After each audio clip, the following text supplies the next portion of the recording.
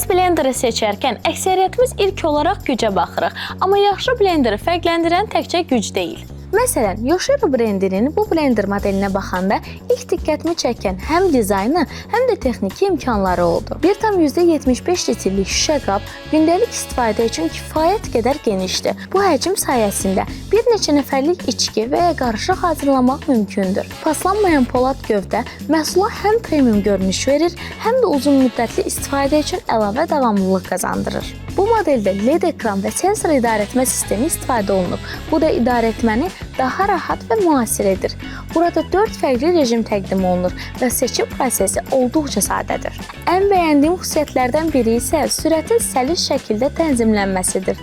Əlavə olaraq buz qırma funksiyası da mövcuddur. Xüsusilə yay aylarında daha praktik istifadə imkanı yaradır. 1400 Watt gücü isə blenderin performansını tamamlayan əsas göstəricilərdən biridir.